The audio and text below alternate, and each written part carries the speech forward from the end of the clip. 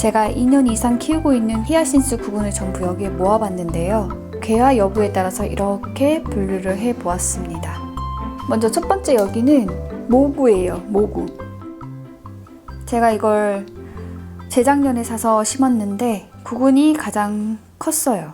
시중에서 파는 것과 거의 흡사할 정도로 컸고, 그래서 이 녀석 같은 경우에는 1차로 꽃이 한번 폈고 이거는 지금 2차로 올라오고 있는 꽃대입니다. 하얀색 히아신스 같은 경우는 구근의 크기는 저 분홍색 폰단트랑 거의 비슷했는데 얘는 지금 첫 번째 꽃대를 이렇게 적은 꽃송이로 꽃을 피우고 있어요. 안에 보면 2차로 올라오는 꽃송이도 없고요. 1년차와 비교를 하자면 꽃의 개수는 많이 부족하지만 꽃 자체는 크고 넓게 피고 있어요. 여기는 자구 중에서도 좀 큰 자구. 보면 여기 구근이 꽤 커요. 한 500원짜리 동전 정도는 될 정도로 크고 꽃대가 이렇게 올라오고 있습니다.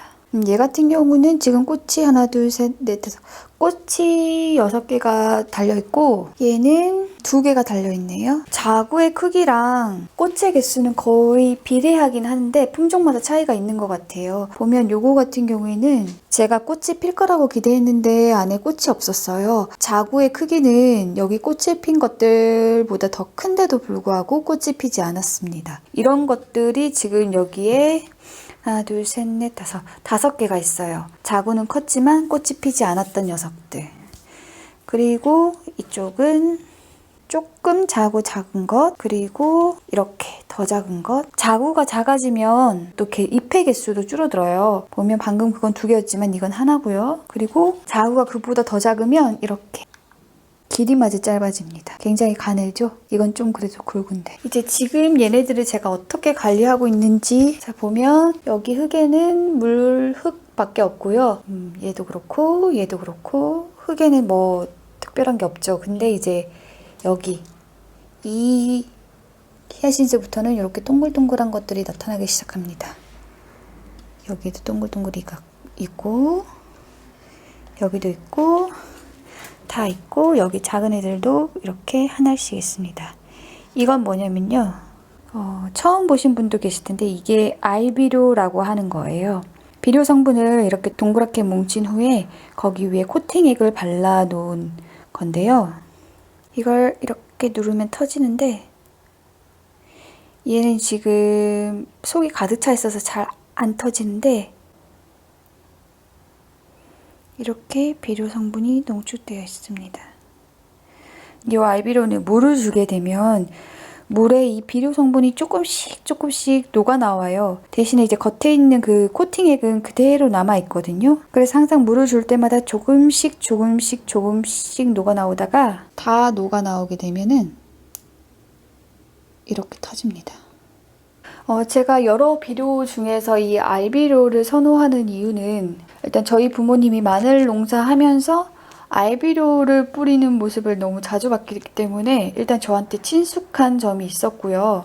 지금 생각해보면 농사를 지을 때는 넓은 면적에 한꺼번에 뿌려야 되니까 가루가 날리는 것보다는 가루 날림이 없는 이런 고체의 물질을 뿌리는 게 훨씬 더 효율적이라서 그렇게 했던 것 같은데 어쨌든 저는 그래서 비료라고 하면 당연히 알비료를 줘야 된다고 생각을 했어요. 그래서 별 생각 없이 샀더니 이게 채소 단위였는데 아직도 이렇게 많이 남았습니다.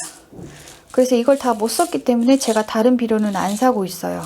선물로 받은 영양제가 있기는 한데 좀 뿌릴 때도 사용할 때도 이게 좀 사용감이 편하고 깨끗해서 이걸 자주 두게 되더라고요. 어떤 비료를 주시든 상관은 없는데 비료를 주실 때에는 용량을 반드시 엄수해야 해요. 요 한 알 같은 경우는 여기 보면 이제 사용량 및 사용 방법이라고 되어 있는데 화분 크기별로 사용 권장 양이 나와 있는데 10cm 정도의 화분에는 1, 2g을 주라고 해요. 보면 여기서 1g은 약 30알이라고 되어 있어요. 자, 그러면 한 10cm 정도 되는 화분이 요거네요. 여기에 한 번에 한 30알에서 60알을 주라고 하는 건데 실제로 그렇게 주면은 위험합니다. 저는 비료로 식물을 여러 번 죽여봤어요. 그래서 비료는 이렇게 이렇게 작은 화분 같은 경우는 한두 개 주고요.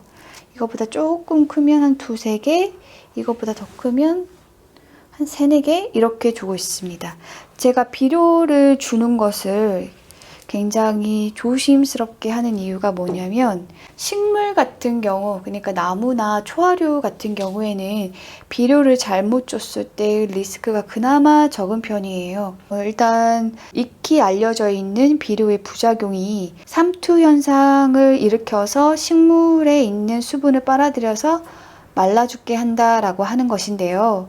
문제는 이런 구근식물뿐만 아니라 뭐 일반적으로 꽃이 피는 애니시다라던가 아니면 뭐 천리향, 제라늄 이런 것들 모두 다 꽃이 피려고 하는 시기에 비료를 많이 주게 되면 꽃을 못 보게 될 수가 있어요. 왜냐하면 그 삼투 현상이라는 게 반투막을 통해서 농도가 낮은 쪽에 물만 이렇게 이동하는 것인데요. 식물은 평상시 같은 경우에는 수분 포텐셜, 그러니까 수분이 이동하려고 하는 그 에너지가 토양이 가장 높고 그 다음이 뿌리, 그 다음에 줄기, 그 다음에 잎, 그 다음에 대기예요. 수분 포텐셜은 높은 데에서 낮은 곳으로 이동하기 때문에 이 수분 포텐셜 때문에 평상시에는 이 흙에 있는 물이 뿌리와 줄기와 잎을 통해서 대기 중으로 발산이 돼요. 이게 심장이라는 펌프 기관이 없는데도 불구하고 식물이 중력을 거스르고 물을 밑에서부터 위로 끌어들이는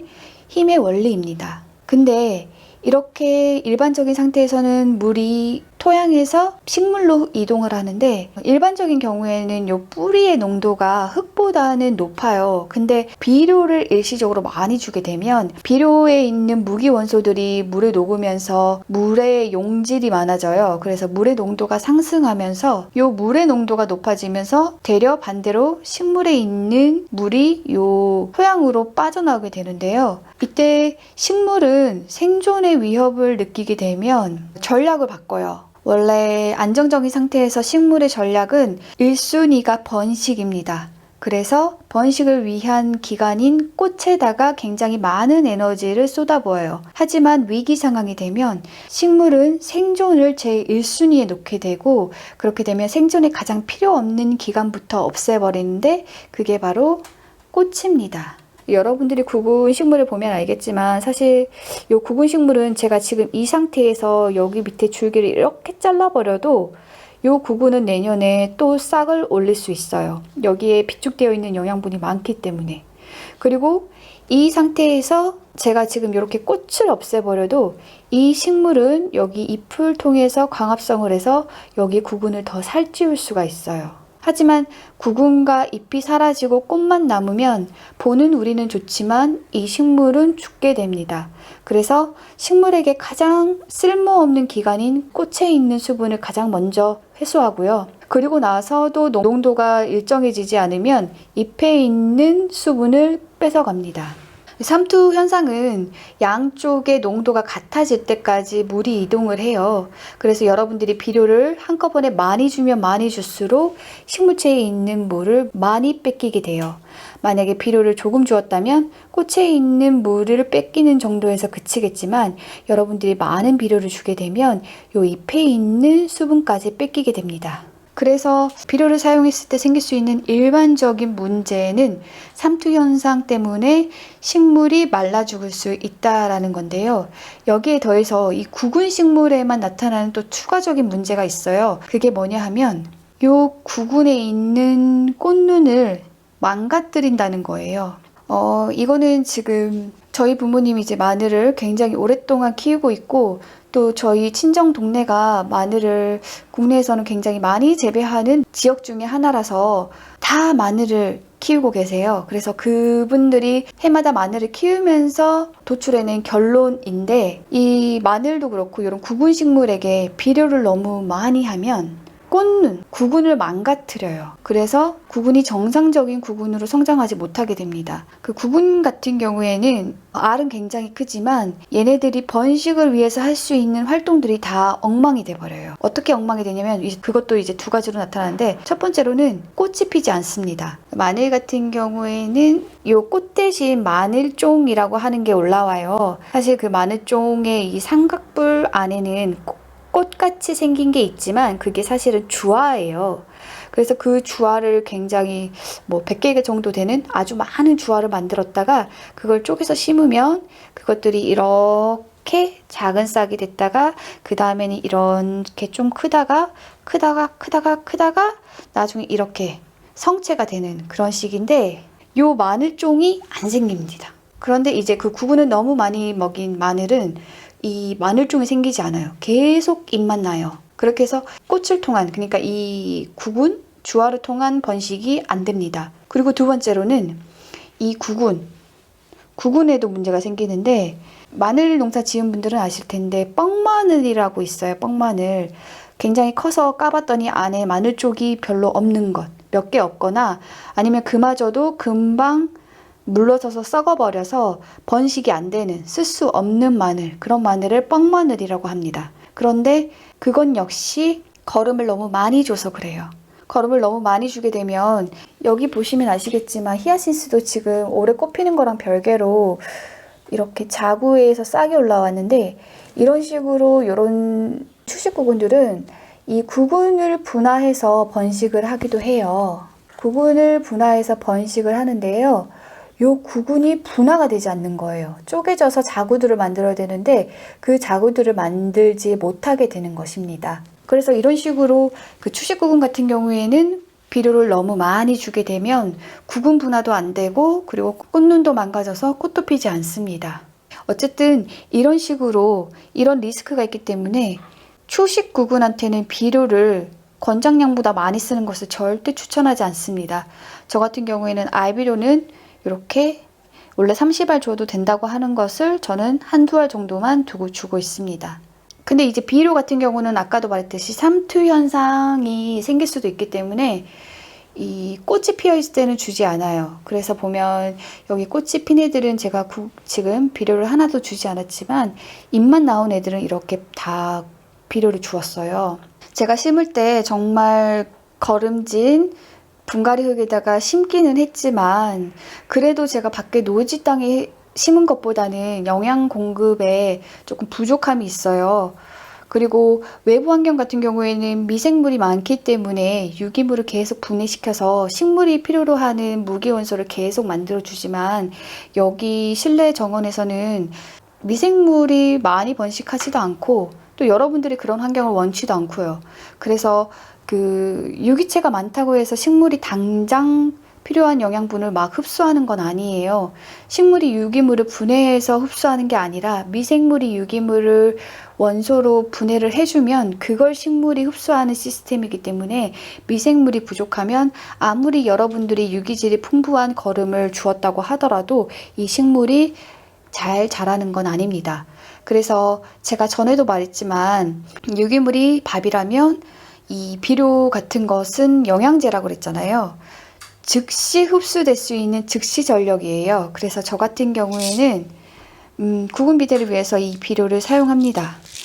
저도 부모님의 그 정원에다가 심을 때에는 비료를 주지는 않지만 실내 가드닝에서는 이 환경적인 어떤 한계가 있기 때문에 저는 비료를 조금씩은 주는 편이에요. 근데 비료 주는 시기는 이렇게 잎이 나서 무럭무럭 자라고 광합성도 할 때, 이럴 때인데 꽃이 피어 있을 때는 자칫꽃이 죽을 수도 있기 때문에 꽃이 피어 있을 때는 자제하고, 그리고 이제 얘네들은 지금 이렇게 주었다가 이게 다 없어진 것 같으면 또 한 번 더 줍니다. 보통 그 마늘도 그렇고 비료는 2번 정도는 줘요. 2번 정도는 좀 잘못될 가능성이 좀 적더라고요.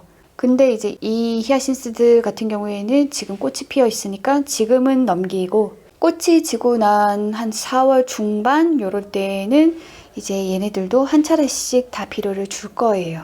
비료를 줄 때 이제 추가 팁, 이렇게 꽃이 피어 있는 애들한테 비료를 줄 때 하면 좋은 게 뭐냐면 꽃대를 잘라주세요.